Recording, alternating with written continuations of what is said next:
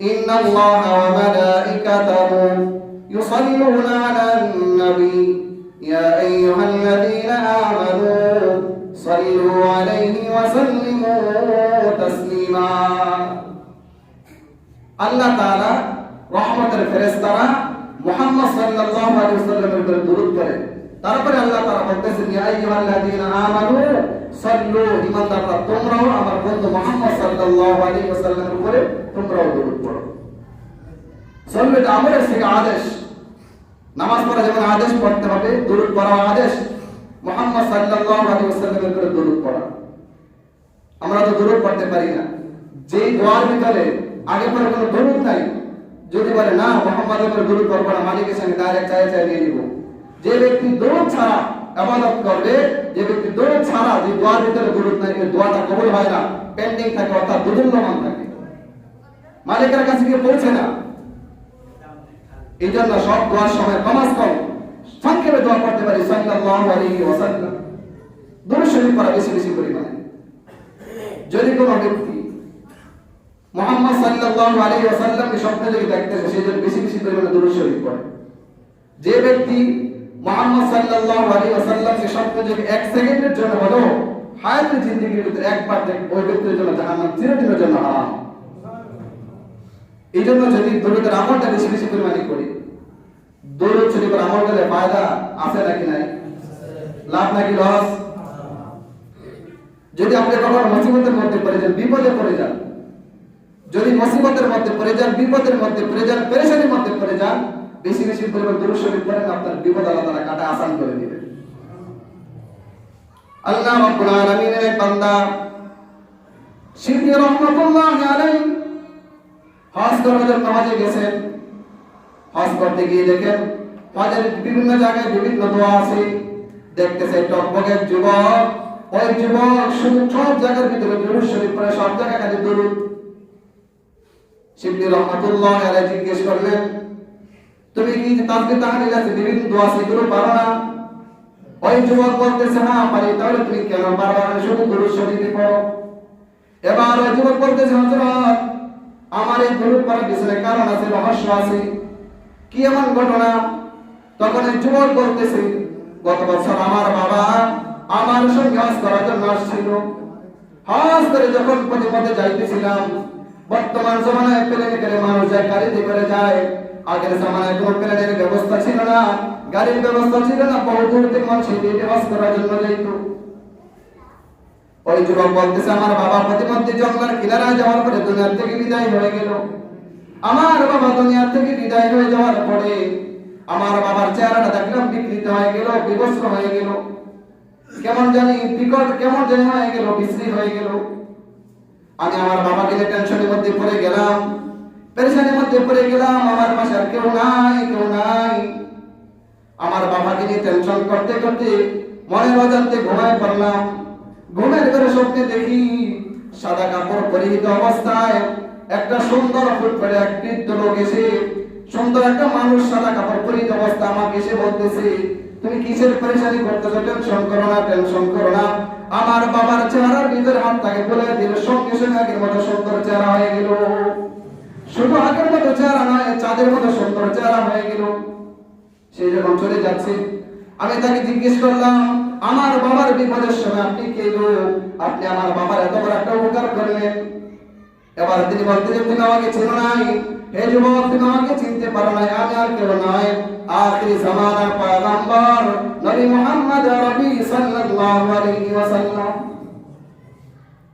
এবার হুজুর পাক সাল্লাল্লাহু আলাইহি ওয়াসাল্লাম তিনি বলেন, ওই যুবক মুহাম্মদ সাল্লাল্লাহু আলাইহি ওয়াসাল্লামকে জিজ্ঞেস করলো, ইয়া রাসূলুল্লাহ, আমার বাবা যেখানে চলে আসে বিবস্ত্র হয়ে গেছে, আমার বাবার চেহারাতে বিকৃত হয়ে গেল, আপনি কি করে জানেন?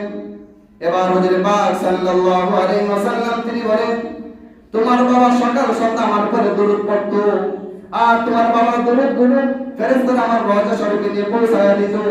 আজকে দেখলাম তোমার বাবার দরুদ গুলো আমার দরবারে যায় নাই। আমি ফেরেশতাদেরকে জিজ্ঞেস করলাম কি হলো? আমার উম্মতরা আমার উপর আজ থেকে দরুদ পড়ে নাই। ফেরেশতারা বলল, ইয়া রাসূলুল্লাহ, ওই ব্যক্তি তো দুনিয়া থেকে বিদায় হয়ে গেছে, তার চেহারাটা কেমন জানি হয়ে গেছে। তোমার বাবা জিন্দেগির ভিতরে সকাল সন্ধ্যা আমার উপরে বেশি করে দরুদ পড়তো, তোমার বাবা বিপদের সম্মুখীন হয়ে গেল, এখন আমার নৈতিক দায়িত্ব হলো তোমার বাবার বিপদের পাশে এসে দাঁড়ানো। তাই আমি আইসা তোমার বাবার পাশে দাঁড়াই না।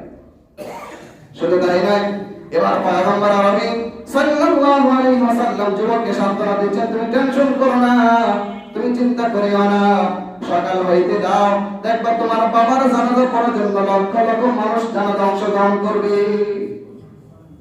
যখন সকাল হয়ে গেল, দেখতেছে মানুষ চতুর্দিক থেকে হিড়িক করে গেল অংশগ্রহণ করার জন্য। ওই যুবক উপস্থিত লোকদেরকে জিজ্ঞেস করলো, আমি তো আপনাদের কাছে কোনো এলান করি নাই, আপনারা কার এলানে আমার বাবার জানাজা পড়ার জন্য আসলেন?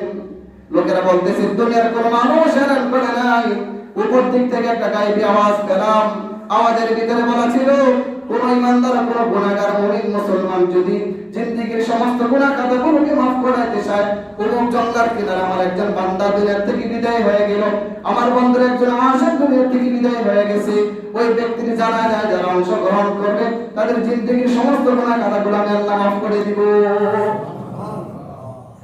কিসের বদৌলতে পাইল? শুধু দুরূদের বদৌলতে। এজন্য আপনারা হাজিরিন, আপনারা আমরা বেশি বেশি পরিমাণে দরুদ শরীফ পড়া পারবো না ইনশাআল্লাহ। শুধু তাই নয়, কোন ব্যক্তি যদি আল্লাহ রাসূল সাল্লাল্লাহু আলাইহি ওয়াসাল্লামের উপরে বেশি বেশি পরিমাণে দরুদ পড়ে, ওই ব্যক্তিকে কোনদিন জাহান্নামের আগুন স্পর্শ করবে না। হুজুর পাক সাল্লাল্লাহু আলাইহি ওয়াসাল্লাম এক সাহাবী, এক বর্ণনার মধ্যে আবু বকর সিদ্দিক রাদিয়াল্লাহু তাআলা আনহু, আর এক বর্ণনার মধ্যে ওমর ইবনে খাত্তাব রাদিয়াল্লাহু তাআলা আনহু বাজারে গেলেন একটা মাছ কেনার জন্য। যখন বাজারে গেলেন, কি একটা মাছ, সুন্দর মাছ পছন্দ হইল, ওই সুন্দর মাছটাকে কিনে বাড়িতে নিয়ে আসলেন। এনে বিবিকে বললেন, বিবি মাছটাকে সুন্দর করে ধুয়ে পরিষ্কার করে এটাকে ভুনা করবা, আজকে মুহাম্মদ আরবি সাল্লাল্লাহু আলাইহি ওয়াসাল্লামকে দাওয়াত দিব, মুহাম্মদ সাল্লাল্লাহু আলাইহি ওয়াসাল্লামকে আমার বাড়িতে মেহমান বানাবো। যখন সে মাছটাকে সুন্দর করে কুটলো, কুটে যখন চুলার ভিতরে দেবে, চুলার ভিতরে আগুন দিবে, আগুন চুলার ভিতরে নেই আর দিবা যায়, আগুন ধরাইতে পারে না। এবার সাহাবী বলতেছেন, আমার কাছে দেও দেখি। ওই সাহাবী চেষ্টা করেন, তারপর নিবে না। সংবাদযোগ্য পয়গম্বর আরবি সাল্লাল্লাহু আলাইহি ওয়াসাল্লামের কাছে চলে গেল, গিয়ে বলতেছেন, ইয়া রাসূলুল্লাহ, এমন এমন ঘটনা। পয়গম্বর বাড়িতে চলে আসলেন, এসে বলতেছেন, তোমরা দুনিয়ার আগুন কেন এই মাছটাকে জাহান্নামের আগুন পর্যন্ত জ্বালাইতে পারবে না? মুহাম্মদ আরবি সাল্লাল্লাহু আলাইহি ওয়াসাল্লাম সাহাবায়ে কেরামদেরকে লক্ষ্য করে বলতেছেন, জানোনি মাছটা কেন দুনিয়ার আগুন নয় জাহান্নামের আগুন জ্বালাইতে পারবে না? এক সওদাগর ব্যবসায়ী সেই জাহাজে করে যাচ্ছিল, আর ওই জাহাজের ভিতরে একজন মহিলা আশিক ছিল, আমার আশিক ছিল। ওই জাহাজের ভিতরে সে দুরূদ শরীফ পাঠ করতেছিল, সাল্লাল্লাহু আলাইহি ওয়াসাল্লাম, সাল্লাল্লাহু আলাইহি ওয়াসাল্লাম। আর এই মাছটা নদীর কিনারা দিয়ে জাহাজ ঘেঁষে ঘেঁষে আমার উপরে দরুদ পড়ানো শুনতেছিল। ঘটনাক্রমে জেলের মাঝে, জেলের জালের মধ্যে কি মাছটা ধরা পড়লো? এই মাছটা, সেই মাছটা, যে মাছটা আমার দরুদ শুনছে, দুনিয়ার আগুন তো দূরের কথা, জাহান্নামের আগুনও তাকে জ্বালাইতে পারবে না। একটা মাছ যদি দরুদ শুনলেই যদি জাহান্নামের আগুন তার উপরে হারাম হয়ে যায়, এখন আপনি আমি যদি বেশি করে দরুদ পড়ি, জাহান্নামের আগুন ধরবে? জাহান্নামের আগুন আপনাকে আমাকে স্পর্শ করবে না। তবে এই দরুদটা মহব্বতের সাথে হওয়া যায়। আপনি আমি কেন মহব্বত করবো না? মুহাম্মদ সাল্লাল্লাহু আলাইহি ওয়াসাল্লাম গোটা 63 বছর জিন্দেগিতে নিজের কোনো ফিকির নাই, বিবির ফিকির নাই, শুধু হাবলি উম্মতি, হাবলি উম্মতি, হাবলি উম্মতি। যে ব্যক্তি গোটা জিন্দেগিতে আপনার জন্য জান প্রাণ ছিলেন, শুধু কি দুনিয়ার জমিনে? হাসরের মাঠ যখন কায়েম হয়ে যাবে, সমস্ত মানুষগুলো যখন যার যার কবর থেকে আরাফার ময়দানে দিকে দৌড় শুরু করবে, হযরত জিবরাইল আলাইহিস সালাতু ওয়াস সালাম মুহাম্মদ সাল্লাল্লাহু আলাইহি ওয়াসাল্লামকে বলেন, ইয়া রাসূলুল্লাহ, আপনি উঠেন, আপনি চলেন, বিচার কাজ শুরু হয়ে যাবে। আল্লাহ তাআলা বলেন, ওগো মুহাম্মদ, আপনি মাকামে মাহমুদে আসন গ্রহণ করেন। হুজুরে পাক সাল্লাল্লাহু আলাইহি ওয়াসাল্লাম সিংহাসনের পাশে ডান হাত দিয়ে ধরে দাঁড়ায় থাকবেন। আল্লাহ তাআলা তখন জিজ্ঞেস করবেন, আপনি বসেন। তখন হুজুরে পাক সাল্লাল্লাহু আলাইহি ওয়াসাল্লাম বলেন, ওগো মালিক, আজকে আমি যদি এত আরামদায়ক সিংহাসনে বসে থাকি, আমার গুনাহগার উম্মতগুলোর জন্য হাউজে কাউসারের কিনারে কে দৌড়াবে? আমার গুনাহগার উম্মতগুলোর জন্য মিজানের পাল্লার কিনারে কে দৌড়াবে? আমার গুনাহগার উম্মতগুলোর জন্য পুলসারাতের কিনারে কে দৌড়াবে? দুনিয়ার জমিনে একজন মানুষ যখন বিবাহের অনুষ্ঠানে যায়, বরযাত্রী নিয়ে যায়, অভিভাবক যে থাকে সে পেরেশানিতে থাকে, আমার ওই আত্মীয় খাইছে কিনা, ওই আত্মীয় খাইছে কিনা, ওই আত্মীয় খাইছে কিনা, নিজের তো একটা খাওয়ার খবর নাই।